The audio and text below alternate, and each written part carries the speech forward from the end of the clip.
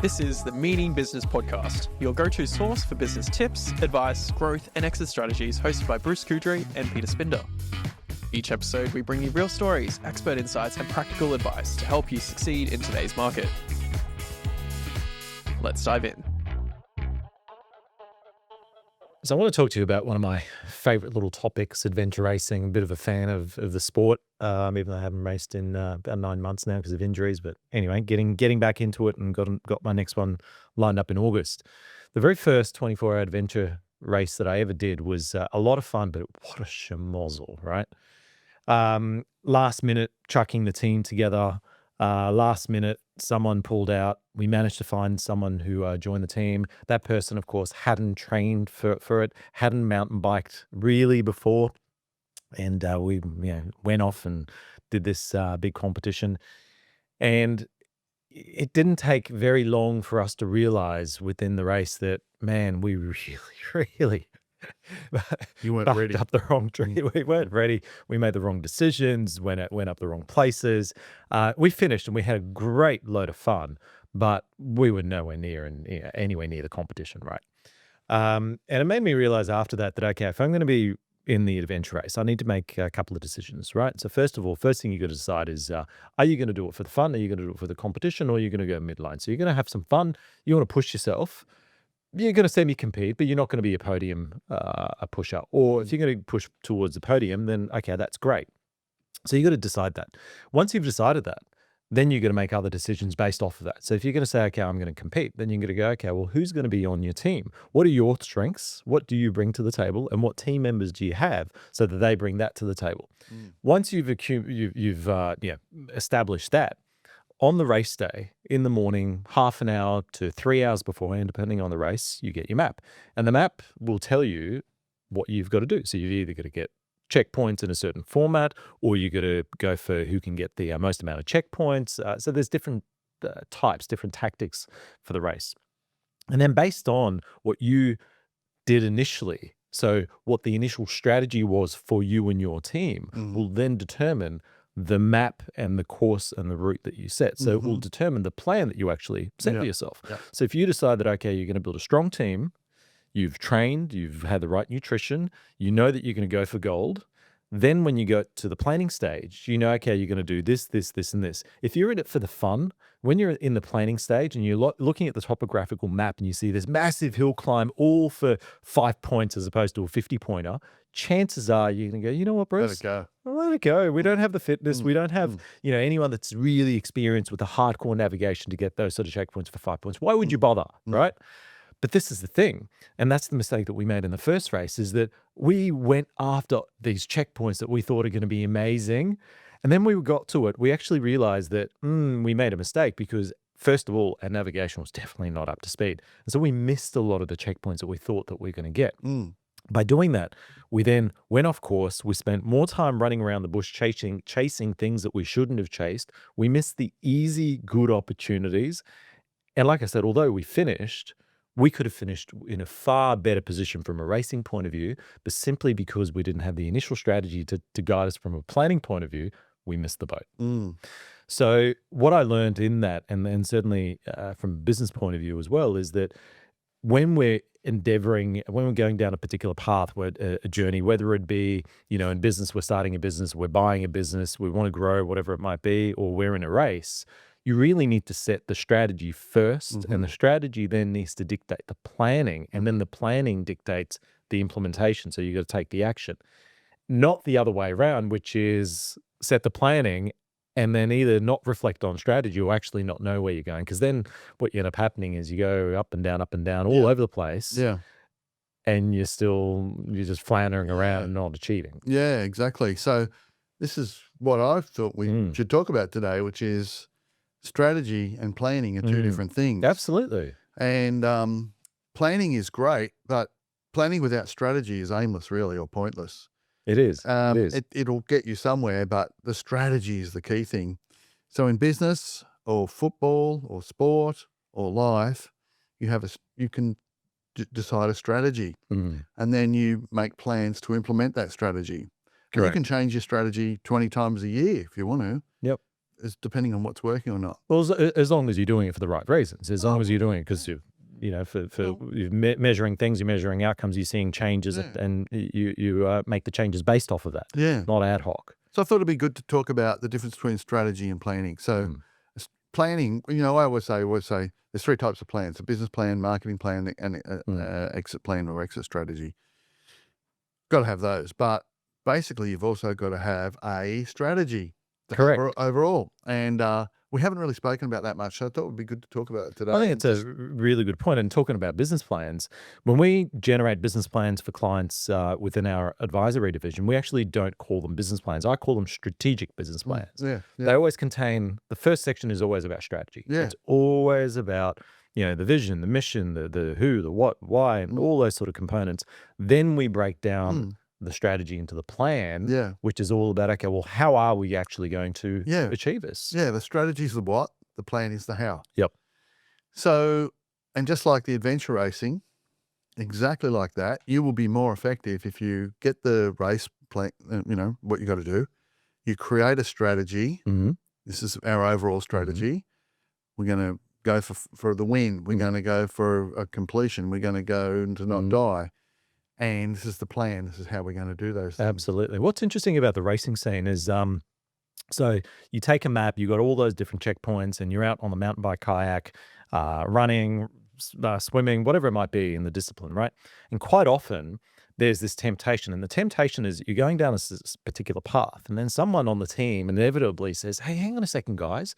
Just to the left of us, 300 meters up that hill is checkpoint 457.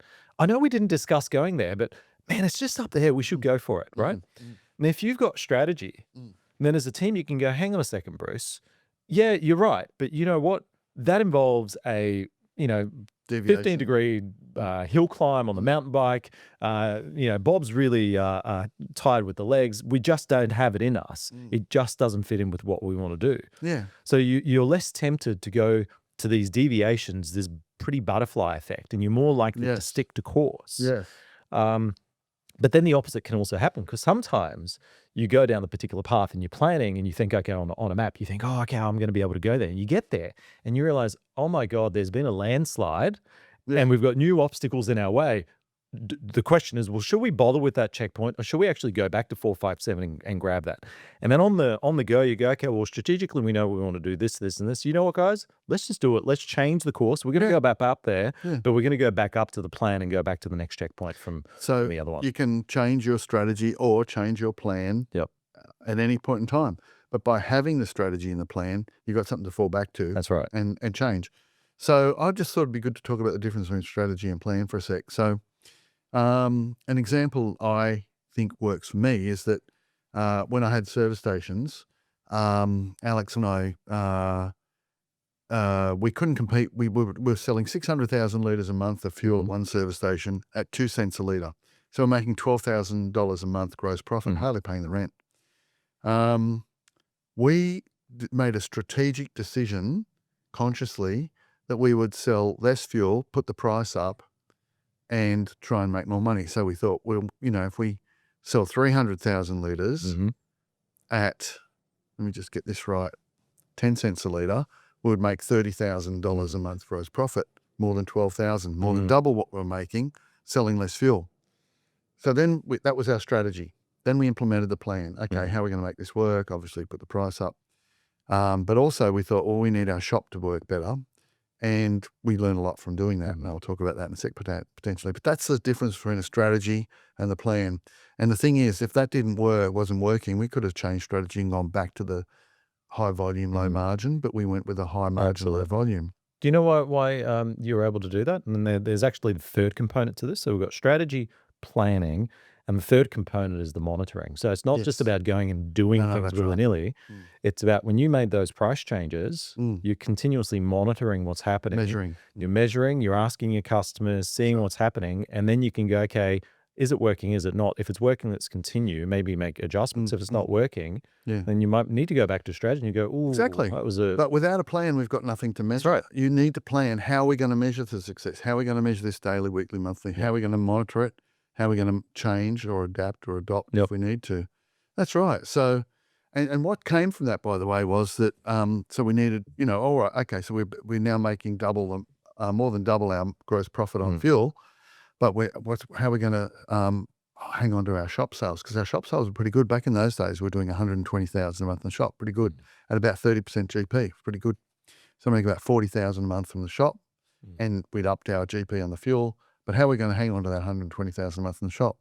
Well, we actually did it. And we had some plans, and we had to adjust our plans along the way. But we just had to make our shop really good so that people would come there as a destination, not because they were buying fuel.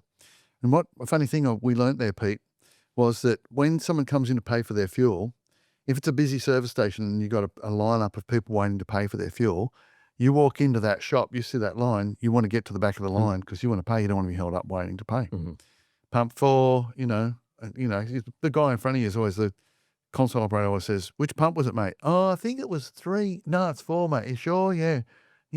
Come on. I want to pay and get out of here. So that imperative becomes so large in your mind, you don't spend any money in the shop. When there's no one in the shop, you walk in, there's no one waiting to pay. I'll browse around, see if I need anything. Oh, yeah, I need some of them. You see someone walking in to come pay for their fuel, all of a sudden you scurry over subconsciously. I've got to pay for my fuel because I don't want this guy to get in front of me and slow me down. It's crazy, but that's how it works. So we actually maintained our shop sales by selling less fuel. But we're able to sort of plan to how we're going to do that. We even had to look at, okay, if we're selling less fuel, maybe do we need to be 24 hours? Is it better off not being 24 hours? How much we save? We decided to stay 24 hours. So another example of strategy versus planning or separate from planning, I think, is Uber. So everyone was, prior to Uber, people were running different forms of paid transport. So there was limousines, there was taxis, right? And if you were in competition with other taxi drivers, what would be your strategy? I'm going to have a cleaner taxi, or I'm going to operate different hours, or I'm going to make this my market. You couldn't adjust your price because there was set rates, right? Flag fall. So maybe you have some customers that ring me if they need a driver. But the Uber guys, obviously, their strategy was different. Their strategy was, there's already people out there driving. Let's piggyback on the back of them. Yeah. That's our strategy. We're going to take a different strategy. That may not have worked, right? So that's the great thing about strategy. You can go with it and test it and try it. And if it doesn't work, you Absolutely. change. And it's an interesting thing. Sometimes we've got to make these directional changes because things change in the landscape. Like we take the taxi industry. I mean, if you're seeing the writing on the wall, you got to ask yourself, okay, well, do I now become an Uber driver, or what do I do with my taxi license? How do I move forward? What else can I do? Strategy. There's an interesting show that I really like, and it is what's it called? How to build motor cars build or something like that. I think I shared it with you the other day. Amazon, it's on Prime. Haven't watched it. We'll find the link and we'll put it in the discussion section. And it's about how they manufacture cars, different types of cars. And the last episode that I watched was around the London cab, the typical traditional London cab. What is fascinating to me about this, and I didn't realize this because I just you see them on the street and you think, it's just a bike cab. But it is not. That vehicle has been so thought through. The design of it, the engineering of it is just extraordinary. And you can see strategy and planning at play in that scenario where strategically they decided that company that manufactures it, they want to be the leaders in the cab industry. So they thought, okay, well, what do we need to do? And what you need to do if you want to compete with the Ubers and with other cab providers is create a vehicle that is made for the driver and for the passenger. And so they did things like the roof has got a glass panel and the windows a certain height so that when tourists hop in, they can look out the window and they can actually see the buildings and the architecture. They've got it set so that when you open the doors, and often the taxi has to stop beside the curbside. Goes above the curb. Goes above the curb. So there's an angle that it opens up at. And the way you hop in. You sit upright. And the entire interior can be washed out and hosed out because of if people are partying. So that strategy in place. So they strategically decided they're going down that path. They brought the designers in. They had the plan clearly. They implemented it and then continuously refining it. And so it's become, even though it's an old school design, the interior and all the technology is just fascinating and phenomenal. So strategy actually helps an organization innovate and stay competitive. Without strategy, you're floundering. But then the planning needs to come into it. but you need to know how to implement that. I don't know if this is relevant. Please forgive me for going on a tangent, but I think about the lack of strategy that used to exist for thousands of years in warfare, right? Yep. So the Greeks, the Romans, the British, the French, the Scottish, a war used to be, I've got a bunch of guys here and a bunch of guys here, and they're going to run at each other. I'm going to biff it out. Whoever's got the most people to die will win. Yep. So if we've got 4,000 versus 3,000, well, theoretically, we'll kill each, and the guys with 4,000 will win because they have 1,000 left at the end, right? Yep. Where's the strategy? Yep. The strategy was stupid. The strategy was, I'll just get some more people to join the army to fight the other guys. So I feel that there was a time in, maybe I'm wrong, in human history where strategy wasn't a very big part of what we do. There was definitely a time, and going back in those days, one of the reasons is because we were really primordial, and what I mean by that is quite barbarian. We were out for ourselves and very ego driven, and quite often those leaders were. It's all about the ego. It was all about and it was all men in those years. Literally, the clothes they wore, with the feathers and the flourishes and the white stockings. It's just all about ego and looks. Yeah. But then over time, they started realizing that actually the whole biff it out concept has to evolve and change. And that all changed, and when war strategy started taking a foothold. I think so, yeah. And it was particularly when it was smaller armies against the bigger ones, and when the smaller armies won. Well, I think that's why Genghis Khan was so successful, because he had strategy. Yes. But it took the others so long to figure that out. Strategy and aggression together, moving forward fast and willing to change along the way. They didn't for a long time, but finally they did. Yep. And finally it's got to the point now where strategy is what determines winners and losers. But what's interesting, and certainly in the small to medium business world, and this is what I've seen, so I've been consulting, so advisory for about 13, 14 years, and business for a long time. And I can tell you literally on one hand how many clients I've had that have had a strategic business plan. Oh yeah, that's right. So first things first, a lot of the time people don't have it, businesses don't have it. Second thing, and this is what fascinates me the most, is as soon as you start talking about strategy, as soon as you break it down, you go, okay, well, now we're going to talk about your vision, your mission, those sort of things.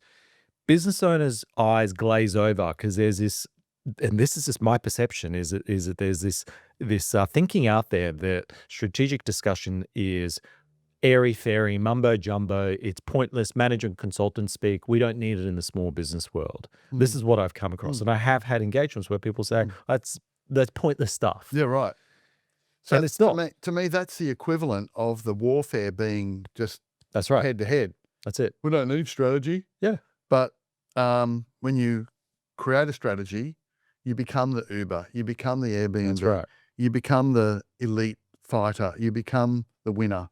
And you make the world change and follow you. That's right. But you can't. Strategy's great. Great to have a great strategy. Uber comes up with a great strategy. But if they didn't have the plan to implement it, how are we going to get all these people to join us and drive? How are we going to know that a client can pick up an Uber somewhere and get off somewhere and pay for it? That's the planning. Yes. Right? So it's great to have a good strategy. We'll get drivers to drive their cars and pick people up and drop them off. Now how are we going to do it? That's the plan. It is. And so, thank you. Okay, thanks for adding that. So for the business owners out there, this is where it is really, really important to understand this whole working on the business concept. Too often we're in the midst of it all, doing the doing, but what ends up happening is that you do the do, and you're not really achieving too much. And even if you grow, you're not strategically growing, which means you're not building a valuable business. It's all around you. But if we take the time to actually sit down and go, okay, I'm going to strategize. I'm going to think about the direction, where we're going, the whys. Then I'm going to work on the plan. I'm going to communicate that to the team. And then on a regular basis, I'm going to be reflecting and making sure we're heading in the right direction. You actually find you'll have a lot more momentum. Oh, God, yeah. You have reason and direction. Yes. It makes life exciting. So I want to challenge people, business owners, what's your strategy? Do you have a strategy? And once you develop a strategy, you're going to get invigorated. You're going to get excited. Your business is going to change, because then you'll implement the plan to create that, to go with that strategy. And guess what? If it doesn't work, it doesn't matter. So 100%. we're with someone just recently who said that they believe that 10% of business owners in their sector work on the business and 90% don't. And those 10% run their business by numbers and 90% don't. And think, why not? because it's not their strategy. Their strategy is not right. Well, it's also because they're too emotional. So when you don't have strategy, the emotions come in and then you let emotions drive decisions, which quite often can lead you down the wrong path. Whereas the other if you've way. got strategy and planning, that can assist you make some solid, logical decisions without being overpowered by the emotion. So I'll flip that. I'll say, maybe I'm wrong. If you run your business on emotion and not logic, then you won't have a strategy. If you run your business on logic, you'll have a strategy and you'll figure out your strategy and then you'll have a plan to implement it. That's right. Now, there's one other layer that we could add to it. So in my opinion, there's actually needs to be 2 strategies and 2 plans. So strategy number 1 and plan number 1 is for the business. But I believe every small to medium business owner needs to have a personal strategy and they need to have a personal plan. Exactly. Because the 2 go hand in hand. As soon as, and quite often when we're working with a new client, quite often we actually start with a personal strategy and the personal plan. We're not there to develop this amazing life-changing plan or strategy. It's more to get an understanding of, well, why are you doing this, Bruce? Like, surely, okay, people say, oh, well, I want to make money. Okay, great. But surely you don't want to make money to then have the money and then you're lying in it and that's it. So there's a purpose to the money. There's something you want to do with it. You might want to help people. You might want to that's it. Grow your kids a fortune. Or that's it. So we got to first define, okay, well, that's right. What is your strategy? How are we going to get there? Okay, this is what you need to achieve from a personal point of view. And then you tie it back to the business. All right, so if you want to do that in the personal, this is what we need to achieve for the business, which means that's one of the guiding posts from a strategy point of view. Okay, then we can set the strategy, then we set the plan, then we can move forward in a quite a thought through, logical way. Yeah.